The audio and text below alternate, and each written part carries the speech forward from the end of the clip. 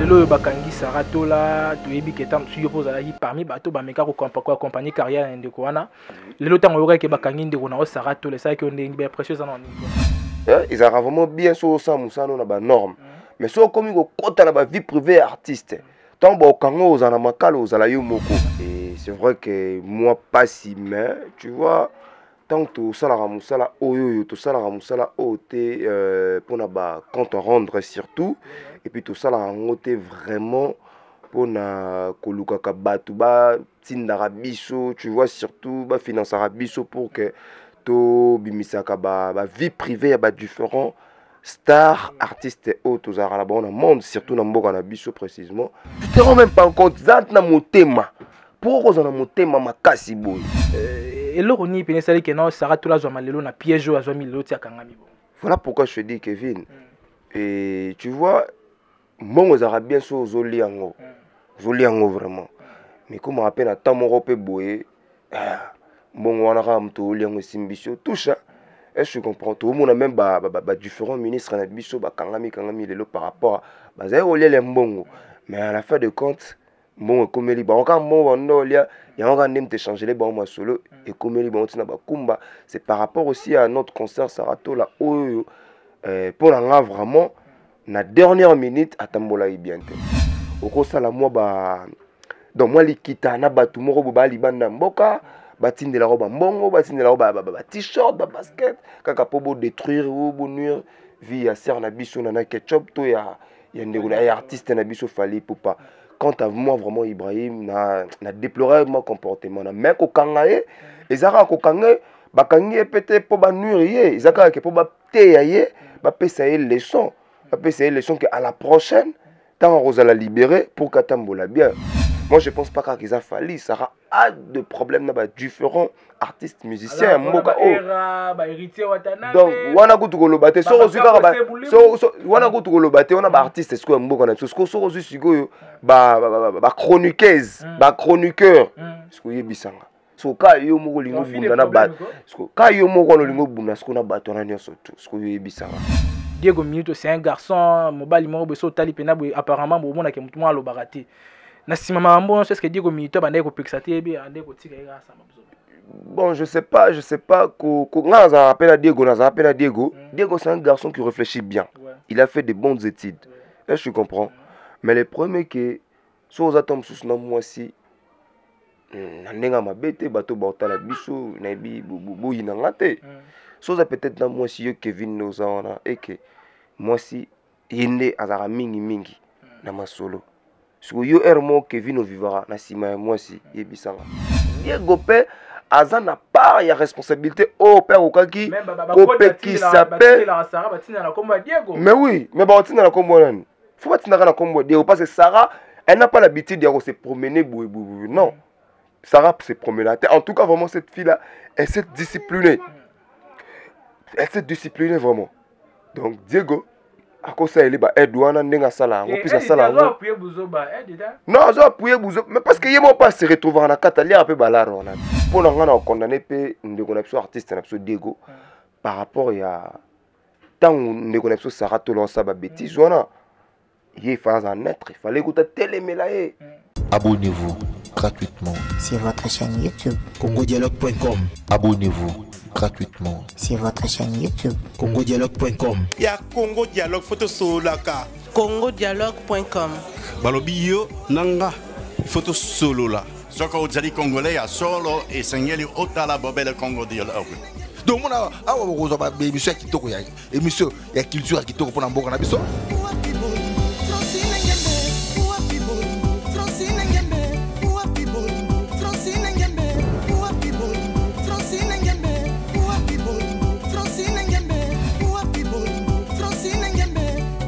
Maramba Bofra na ba Congo Dialogue donc blague était donc vous s'abonner na Congo Dialogue.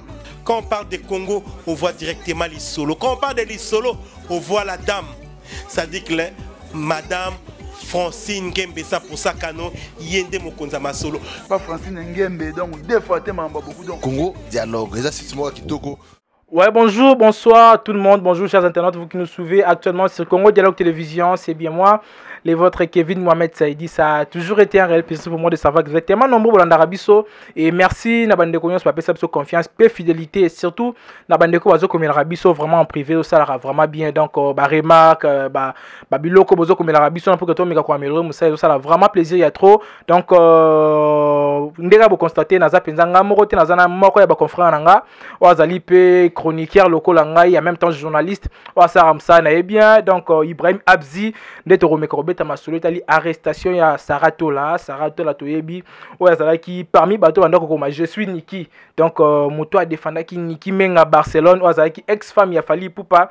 Donc a défendaki na bandenge belé bien que ba document bimagi ba propose ala qui un peu déplacé mais yango esali ke na ndenge na biso le loi kangama neto komeko solango na Ibrahim Abzi awa. Donc mingi penza ya kobeta masolo ezalité. Je dis un grand merci à madame Francine Ngembe 100% Kano 100% Elengi et merci Naomi Suika, la Suikalogie depuis Luanda, et big up Nayo, la fille capable. Et merci à Dachumba Lanzete Alipi, la papa na Melina. Et sans oublier plutôt, Nani Matou Idol na Suède, Matou Idol na Suède dans mon conzi à Suède, Matou Idol, papa na Matou Junior, donc big up Nayo, on a déjà. Et sans plus tarder, on aura déjà Ndegonanga, Nazana, confrère Nanga, pour que tu me commettes ma solitaire, Saratola, Ibrahim Abzi, bonne santé. Oui, ça va, Kevin. Congo Dialogue, on a surtout Congo Dialogue, bonsoir. Et ça dépend de l'heure. Hein. Ouais. Voilà, on va l'émission. Et merci Naomi Europé, merci Pena Starly. Donc voilà. Boni Moussala. Ouais, le travail, ils ont évolué bien, par la grâce de Dieu. C'est vrai que Yébimo Mikakato Mike par rapport à ma santé, mais ça évolue quand même, ça évolue. Et le lo bakangi Saratola to yebi ketam su yopo za hi parmi bato ba meka ko accompagner carrière ndeko wana le lo tango yoka ke bakangi ndeko na Saratola ça que on est précieux en ligne pour l'arrestation. Oui, bon koyoka bakangi concert na ngai au peto to zala na e, on a essayé un peu de travailler aussi avec elle. Et c'est vrai que moi pas si mais tu vois tant que tout ça la ramusala oyo tout ça la ramusala oté pour na ba compte rendre surtout. Et puis tout ça là on était vraiment pour na koluka kabatu ba tindara biso tu vois surtout ba financer biso pour que to bimisaka ba vie privée ya ba différents stars artistes et autres à la bonne monde surtout dans mboka na biso précisément. Et voilà et ça vraiment pour nous ça vraiment bien été. Voilà. Les lots koyoka Saratola na prison Saratola zolela par rapport ya ba ndenge nyoso Saratola banaye koloba ke non azana bato bazana simana ye et le roni pene sali ke non Saratola zo malelo na piège o azo milelo tia kangami bon. Voilà pourquoi je te dis Kevin. Et tu vois mongo za bien so zoliango. Zoliango vraiment. Mais comme on appelle à tamorope boye mongo wana ka mto liango simbisho toucha. Est-ce que tu comprends tout le monde a même différents ministres na biso ba kangami lelo par rapport à za olele mbongo mais à la fin de compte mbongo komeli ba ka mbongo ndo lia ya nga ndem te changer les ba solo et komeli ba tina ba kumba c'est par rapport aussi à notre concert Saratola oyo pour nga vraiment na dernière minute atambola ibiente. Donc moi je suis clair na rose à la té mais pour nga la dernière minute notre concert atambola ibiente. Voilà pourquoi elle a mérité. Et le roi a mérité le lot puisque na ndenge ya mabete Kevin yondengo zawana jour robot tata mususu kaka courage ya robanda ofinga soit atakaka sœur na biso Francine la patronne de cette chaîne ngamo dans un liboso ya oboya yo vous comprenez dans un liboso parce que Francine a contribué et belé na carrière na yo. Donc du côté pe ya ndeko na biso pe Saratola. Donc, Jamoro Finga, artiste mounene, renommé international, Fally Ipupa, Oyo Abundela Rabiso, vraiment, on a habité sur Togolo Bandeni. Jamais on va tenir des propos, jamais on ça la moi, comment dirais-je, on ça la moi, donc moi, l'ikita, na ba tumoro, ba libanda mboka, batine de la robe mbongo, batine de la robe, t-shirt, basket, kaka pobo détruire ou nuire, vie à serre na biso, nana ketchup, to ya. Il y a des artistes qui ont Fally Ipupa. Quant à moi, vraiment, Ibrahim, n'a déploré mon comportement. Mais quand kangaye, ils ont kangaye, bakangi peut-être pour nuire, ils ont kangaye pour téyaye, passer leçon, passer leçon que à la prochaine, tant on va la libérer pour qu'atambola bien. eza te toloba po yoyebi kaka toa contre ye te toza wana nde mpona koloba kaka vérité. L'autre fois j'étais avec Janvier Wata oyo tosala une émission par rapport à Janvier Wata mpe aepenglaki mpe mwa makambo alobaki ezalaka bien ezalaka vraiment bien so osala mosala na banorme mais so okomi kokota na bavie privée ya artiste ntango baokanga ozala na makala ozala yo moko. La preuve nani comment on appelle ça, Janvier Wata citaki même bateau baleka mpe na makala Banyamacor tous les autres. Donc moi je pense que c'est vraiment à tapaki à côté, mais je pense que écoutez un peu moins mouké à la prochaine à Rozonga na nzela quoi, voilà. Et pourquoi bandeko nyonso to sara bon salo le bazo juger Sarato là comme si allié qui moi quelque chose, on dirait instrumentalisé. Est-ce que vous avez des preuves que non de quoi on a instrumentalisé be pesa ki ba mbongo mo pasa. Mende ona ngai to za na ba preuve tende ni. So tali ser na biso Néné ya kelokelo. Azana ba preuve, moi je suivi Néné. Na kotanga kombo chaîne moko boy ya Congo na Congo elengi na ba direct na zo sala wana toujours le nom de Sarato là, toujours ba preuve, azana ba preuve même. Est-ce que tu comprends? Ba preuve il y a même il y a iPhone oh ba kende ko je sengaki même empreinte sur les sous. Donc biso to ebaki makambango wapi? Tu ko ebongo pa ser na biso Néné alobi yango bien. Et là, quand ici, Sarah ezanini iPhone 11 na t-shirt na son là. Ce que yebisanga ndeko Kevin. Vous voyez, ils un peu ridicule. Sony na sœur na nga na confrère na nga oyo nga pe na ala ina ye mingi na ndeko za pe na ye par rapport à travail mais ça la pe nga pe na tracer pe chemin na nga pas compte na chemin tu vois. Donc c'est un peu ça sans rancune. Sans rancune, c'est même artiste na biso Digwaebi, donc tous allons vraiment sans rancune et to kabona pe sans rancune mais différents bêtises on les a se passer car o ya sali n'est vraiment yebi car toi analyste, nous sommes des chroniqueurs journalistes, s'il faut parler, s'il faut faire des analyses, on est là, donc voilà. Et Sarato la mbangu Sarato la dimanche mbali boso na yoka mutu balexé ba transférer na prison ya Makala dimanche bala likolo na ebité bala likolo to makambo na sima makambo po fali po ndimi te fali po na sima makambo. Mais les salaires du péché yarani kufa mais kasi yango na tango sala mabe yo s'attendre nani tango ba otindelo ba code tango ba otindelo ba t-shirt et les bilo onyo surtout na ozozwa par semaine ozwa ba mbongo yebisanga yo na mutu na ebaki te ke toko koma na niveau to komi lelo. Moi je pense que ça rend vraiment avant à ça la marambo bande ko sala wana comme c'est moi je pense que na ko zala naye moi je pense que c'est une fille na ebi niveau d'études na été mais na rozana tu au moins que a passé quand même la bande de l'école. C'est vrai que peut-être atangeli na nous atangeli musala o biso tozo sala te que journalisme était mais du moins na kibo moto boye on comprend que non ça rend quand même ana na sens ya vie. On comprend na sens ya vie. Maintenant, quand on a une vie privée, ça n'importe quoi, surtout à Sali, puisque moi je pense pas qu'ils a fallu, ça a de problèmes avec différents artistes, musiciens, donc, wana kutu kolobate, so wana kutu kolobate, on a artistes, est-ce que mboka na so so sigo ba chroniqueuse, ba chroniqueur, est-ce que yebisanga. So ka yo moko lingo bunda na ba, ka yo moko no lingo bunda, est-ce que na bato na nyoso tout, est-ce que yebisanga.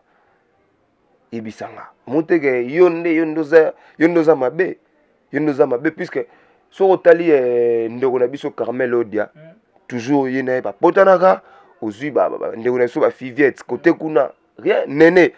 Donc tu sens que tout le monde dans la presse ba Moura ba Malika ba Grace Temo. Donc tu vois que tous les filles yebi ya buzz ya net wana ye na bango ba potanaka ko potana. Mais tout n'est pas tout qui n'est pas tout pas vraiment ceux batu on est belé parce que contre yo ça veut dire que yo nous en a faute yo nous en a bé puis ceux en a faute comment batu na banda ko beta masono chaque jour ko lo bakana yo donc voilà. Et surtout bi total marambu ya Sarato là est-ce que tu reconnais ga Sarato là parce qu'il y a zaïbe na mobali Diego Minuto c'est un garçon mobali mo beso tali pena apparemment bo mona ke mutu lo baraté. na sima mambo est-ce que Diego Milito bande ko pexater bi ande ko tika ega sama bon je sais pas ko ngaza appelle à Diego Diego c'est un garçon qui réfléchit bien il a fait de bonnes études est-ce que tu comprends mais le premier que so aux atomes sous na moi si na ndenga mabete bato baotala biso na bi bu yinanga te so ça peut-être na moi si yo Kevin Nozana et que moi si yende azara mingi na masolo so yo ermo Kevin o vivara na sima moi si yebisanga est-ce que ta moi c'est sali mabe moi c'est pas non et ça est lorota po bozo dame bala ya mabe on s'en comprend donc moi je pense que c'est ça mais moi je ne peux pas condamner Diego puisque Diego à cause à paix innocent mais Diego paix Azan n'a pas la responsabilité au père au kaki qui s'appelle mais oui mais bah on la combo faut pas tenir la combo Diego parce que Sarah elle n'a pas l'habitude de se promener non Sarah se promener la tête en tout cas vraiment cette fille là elle s'est disciplinée vraiment donc Diego à cause ça il est bah Edouana ndenga sala on puisse sala non ça appuyer bouzo mais parce que yemo pas se retrouver en Catalogne un peu balaro on a aller rapper ba mongwana Diego pena gigolo n'habité tonandinga faute moi je suis pas là pour insulter des gens yebi kaka mais pour l'angana condamner pe ndeko na biso artiste na biso Diego par rapport à tant ndeko na biso Sarah tolo sa ba bêtise wana il fallait écouter télémélaé parce que ndeko na ngai Diego carrière na yeko suka ka tom susute na rosala plutôt comment on appelle ça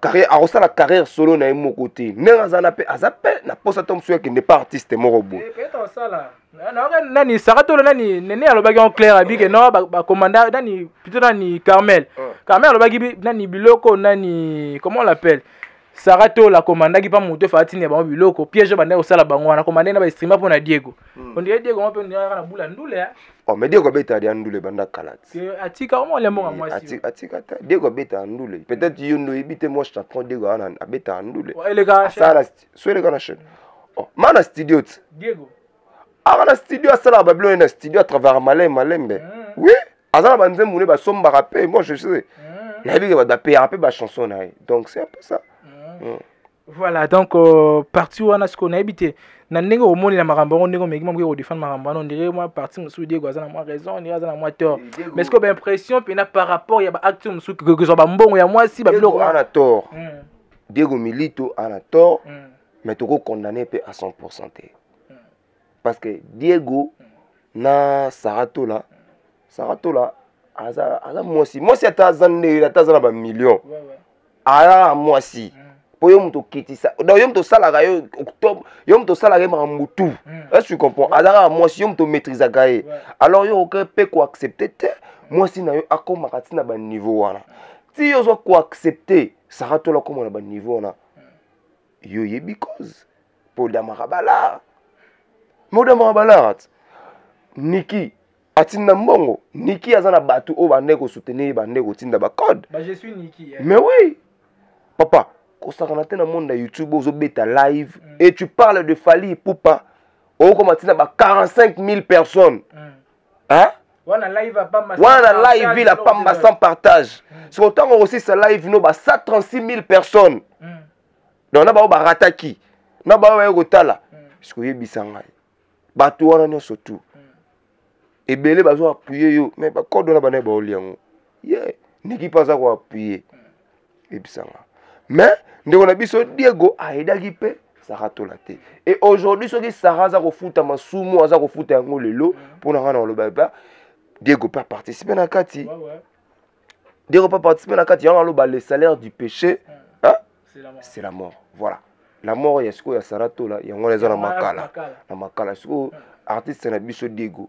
siko yebisanga sans compter non artiste yo mo za de na ba gaf na yo moko de obeta otika mwasi na mwana ayer ti lelo mwasi yo moko lega na ba télé alo ba n'importe quoi yo moko pe ozo tala réputation na onde artiste tala niveau bébé ça na passe ya bande niveau yana le bité Kevin tala yana tala niveau ya réputation ya artiste na biso ndenge bebi bakoma kolakisa na bana na yo na mwasi na yo oyo tika so yo londelaki saratola nini kaka mpona bala mpona ndenge alekaka na tele parce que nous le biso toyebi monde oyo ya bamusicien toza na mingi mpona baintérêt soki ampecho nazaka bien ampecho nautaka mwa pari mwani asololaka mwa t-shirt mwa nini odinami yango mpenza kose passe na monde ya presse donc bozwi na bino ya miziki bomemeli biso même ntina presse donc ozongona teke tosala eloko te voilà pourquoi je dis ndeko na biso Diego soki otala émission oyo Ibrahim na aucun problème avec vous mais le premier que zonga na nzela puisque tant sert na biso saratola obima so bo continuer la même bêtise en tout cas na habité la preuve année Sarah là na makala yemoko yo là na palais bon muta futa palais za hanan saratola muta tsa ba carburant na ba car c'est qui saratola bon yo oza père so ki posa obet so ki posa osala moi oningisa mo nzoto ezo mo nini obenga ba petit mo akuzo balelaka ba palpita na kuzo ba mike wana olia siko saratola akufa na alia vungule peso kufa pe na ba sentiment mususu donc on comprend donc moi je pense que eza bilo moko bozo que ça biso na nzela vraiment ya média en ligne bozo que ça biso Sony Diego zo que ça ba artiste musicien Sony saratola pozo que ça biso na média en ligne ba journaliste média en ligne Sony en tout cas moi Ibrahim Abdi n'a pas accepté biloko boité quoi voilà je ne peux pas n'a pas accepté te fallait ça star munene ya mboka na biso jamais na kolinga Kevin afandi a micro na eda caméra tche liboso banda ko finga fali pupa banda ko finga maman na biso na ketchup même si on insulter na ketchup pour insulter fali qu'est-ce que tu vas gagner elle gagne de vie viso ko tsambongo mais siko wana prison ko tsela biso sous la race face à Dieu n'a pas bien eloba Carmel Odia donc amukamate amulala na prison amukamate amubebanaka siko Carmel nani plutôt saratola lelo abeba na artiste beba na bafali pour baberiti watanabe lelo comment moi proche à faire rigola est-ce que à la longue tu na faire pe ba moi ndenge moi te approche à faire rigola te parce que là moi ba ta faire bele ba défendre ba défendre en fait moi je suis à naître bien je suis pas pour Fali, je suis pas pour Ferré, je suis pas pour Kofi, pour que nous sommes tous ça bien na appuyer bien affilé sur ça là bien na appuyer oloba nini pourquoi saratola azoya mingi pourquoi ba ta Ferré bazo soutenir non, bato faire so ba soutenir saratola exactement par rapport à la guerre ya ba wario na ba gaulois. Voilà pourquoi bango sko bali ba soutenir tom susu basomba sko ligambongo. Mais ata bo sombi en autant que saratola azana ba bêtise o ya sali. Surtout ba propos atena wana mais baza pe na ba preuve. Bo yo resi ba okanga sans preuve papa nanga ba na ba preuve. Baza na ba preuve ba na ba taka ba na ba preuve ba iPhone. Même si on a une empreinte, on a un bébé, c'est important de petit frère d'avoir. Mais quand il va dans 5 ans, il faut une empreinte. Ah, ok. Oui. Et puis, vous avez une opinion qui est une njili. Place pour maman na bino. Parce qu'on a habité. Bino on a parlé na bino bien, on a habité. Vraiment. Et si vous avez un conseil, mon ça Saratola, to Diego Milito, et l'on y a quoi, comme j'en ai souka, on clôturer. Oui, Saratola, c'est une sœur que j'aimais vraiment beaucoup. Hein. C'est une sœur que j'aimais vraiment beaucoup. Oh, vraiment, on a tant mouqué la Saranae, on a eu à passer de bons moments. Et moi, je pense que on a pu rendre bêtise. On a pu rendre bêtise. Et sœur, on a et là, on a reçu comme conseil. Aujourd'hui, sur Abimi, à me un peu au kataba relation. Il y a d'autres relations dans la tinate. Est-ce que tu comprends? À quatre relations nous sous. Alors on a qui trop sire. Il y a et faut être trop sire à ma casse à Nzambe. Trop sire à ma casse à l'État. Bisona toi rien toi nil Kevin toi le rotan de on a. Donc moi je pense que ça rate la lelo ce qui opportunité peut s'améliorer à Libanda. Et voilà. Aïbara Tambola et ça l'a bien. Du côté de Diego Milito, en tout cas, moi je te donnerai un petit conseil à Ozong et la maman ya bana na yo, na bana o yo tika. Ou soit récupérer bana na bana sarato là pour vendre ensemble bossa la foyer au sangisi bana bossa la foyer au lègue bana bazala de l'autre côté là-bas balela papa bimara aboué vos enfants na limité donc yo bimi okena yo tu te rends même pas compte zant na motema pour cause na motema makasi boy bana oya yo ozana ba onda ko moko Kevin ozana monat ouais oyeba passe ya bana makasi siko yebisanga Ibrahim Ganda zabu atika bridel na ye donc atik na la muka na ton na si bridel na na tiki non et simbata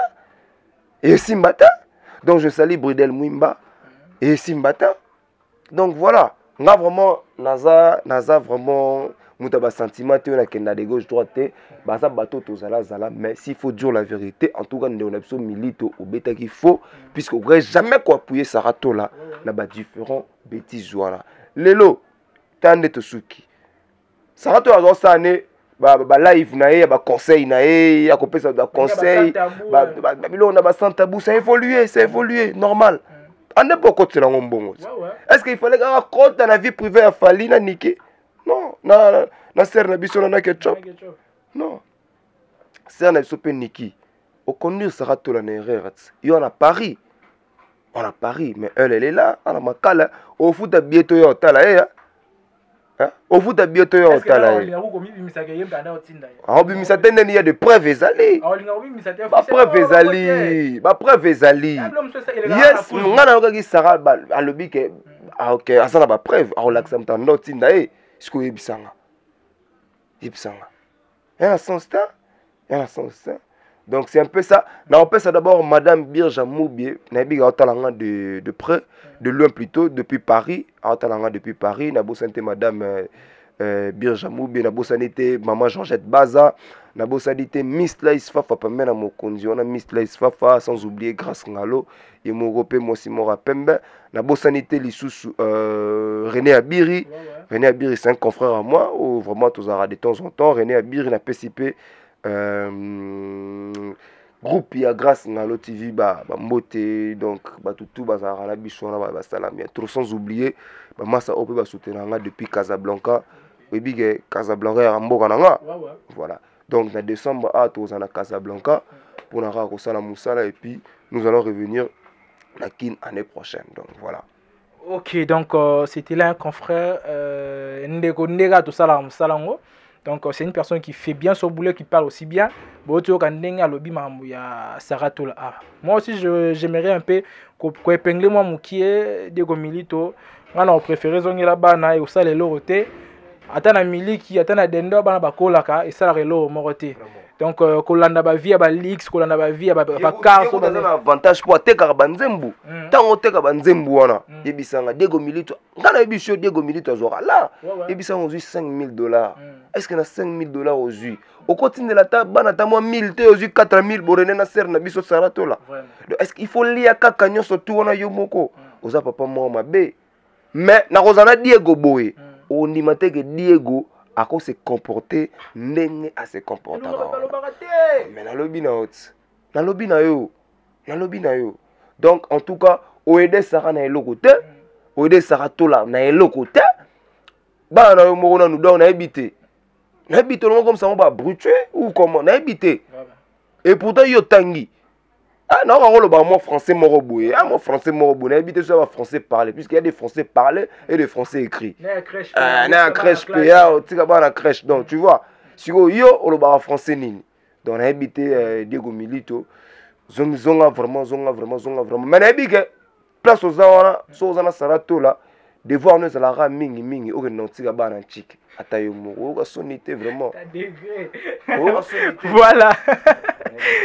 Diego Milito, je crois. La personnalité va confrère tout, bah ça na bango bien et na PCP social la biso Francine, Kolo chaîne Congo Dialogue, où ils ont évolué bien sur l'espace Schengen na kin na biso AP. Merci vraiment. La bossanité Starlipé, la bossanité Yomoro Pelisusu Kevin, la bossanité Grâce Ngalo, on a vraiment habité Madame Birja Moubie, gros bisous na yo, Miss Laïs Fafa, Maman Georgette Baza. Et famille Mouimba na Paris on a la bossanité Lisusu Brudel Mouimba elle c'est ma fille donc tous années na kin année prochaine pe tous années du côté de Rabat pour qu'elle ne peut autant aller sous ce côté kuna donc voilà Voilà, donc, comme conseil, il y a des comités de l'église. Est-ce qu'il y a tout, il y a Sarato là, sur Bimbinde, on a sur une chance, on a grande sœur, sur Naïté Nabenga, Nene Nabiso na Boulango, Zoa Penata, il y a Obi. Sarato la grande sœur. Eh, toi qui n'en as bon. Toi qui n'en as bon. Na boulot qui grande sœur là. Te ben nena biso te ba si mama micron liboso ba. Mon frère moi conseil ça. To ke non bongo te hein. Ah, te ko ke non bongo te. Voilà donc Sarato la sur chance sur Malibanda, il faut différencier entre vie privée et vie professionnelle, c'est aussi important. Il y a une vie professionnelle, il y a une vie privée, donc sur différencier on peut aux bien.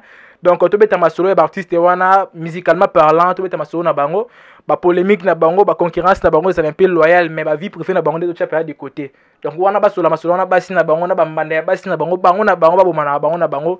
Biso sara msato ya mbara bato to zana bango ndeto sala musala. Donc je dis un grand merci à madame Francine Ngembe 100% Kano, 100% Elengi, maman sociale, maman Boboto. Je dis aussi un grand merci à Starly Lima, Starly Lima, Babi ata muli ata wapi toza nayo Starly Lima.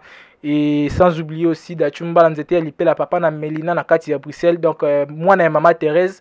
Et merci aussi à Guy Parker, Bandego Baza tellement bien soutenir Abisso. Et joyeux anniversaire à Chris Wantina. Numéro de téléphone. Joyeux anniversaire à Chris Wantina. Non, pas ça papa. Joyeux anniversaire à Chris Wantina. Na bosanité artiste à Moko. M Canal et Charbonnier. Donc Bandego Bozo Tin Rosté ya Rolanda vraiment. Bozo Tin Rolanda. Bozo vraiment Tin Rolanda. Voilà, Bandego Ragai plus 240. Plus 243, hein? Ouais. Plus 243, 097, 15 36, 012. Encore une fois. Voilà, donc c'était là Ibrahim Abdi. Donc. Abonnez-vous gratuitement sur votre chaîne YouTube. congodialogue.com. Abonnez-vous gratuitement sur votre chaîne YouTube. congodialogue.com. Il y a Congo Dialogue, photo solaka. congodialogue.com. Balobi yo nanga photo solo là. Soko ozali congolais à solo et sengeli otala bobele Congo Dialogue. Donc mon awa bokozo ba émission ya kitoko ya émission ya culture ya kitoko pona mboka na biso.